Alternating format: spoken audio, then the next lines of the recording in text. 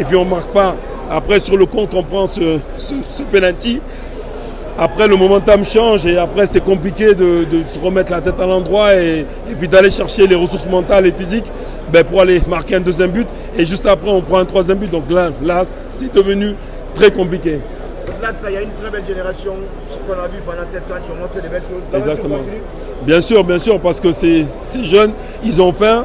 Et donc ça faisait 2 ans qu'ils attendaient leur chance.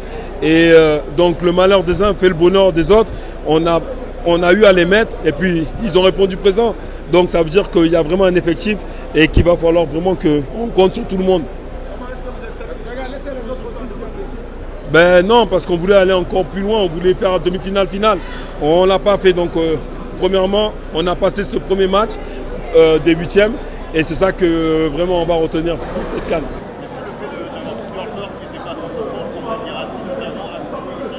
Mais c'est facile de dire ça. On a fait la campagne sans lui.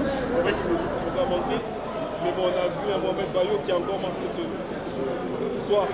Donc on se plaignait il y a 2 ans de ne pas avoir un effectif. Là on l'a. C'est dommage qu'on n'était pas tous en forme en même temps.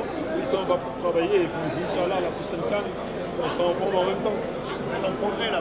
Bien sûr, on a passé ce plafond de verre. Et j'espère que la prochaine fois on glissera le dernier carré. Bonne chance, Face au Congo, qu'est-ce qui explique un peu cette défaite? C'est le esprit, je l'ai dit. On peut marquer le but du 2-1 et puis on ne marque pas.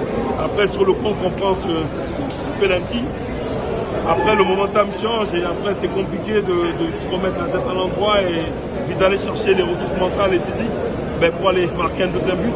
Et juste après on prend un troisième but. Donc là c'est devenu très compliqué. Au-delà de ça, il y a une très belle génération qu'on a vue pendant cette année qui ont montré de belles choses. L'aventure continue? Bien sûr, parce que ces jeunes, ils ont faim. Donc ça faisait 2 ans qu'ils attendaient leur chance. Et donc le malheur des uns fait le bonheur des autres. On a difficulté dans tous les secteurs du jeu. Comment vous l'expliquez? Oui, en difficulté malgré une bonne entame de match. C'est vrai qu'aujourd'hui sur un plan physique, sur un plan athlétique, on avait un petit peu moins de fraîcheur. Ça s'explique, hein, on a eu un virus, vous avez dû en entendre parler, 2-3 joueurs, peut-être 4 même qui ont été touchés, qui sont restés dans leur chambre.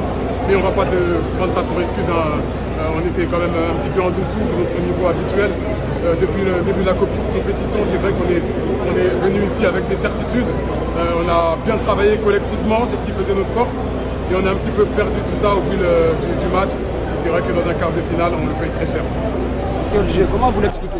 Ouais, en difficulté malgré une bonne entame de match. C'est vrai qu'aujourd'hui sur un plan physique, sur un plan athlétique, on avait un petit peu moins de fraîcheur.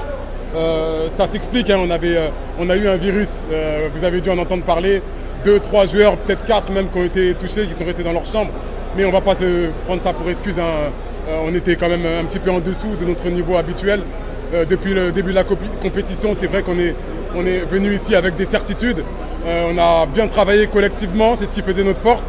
Et on a un petit peu perdu tout ça au fil du match. Et c'est vrai que dans un quart de finale, on le paye très cher. Aïe, Oma, Oma.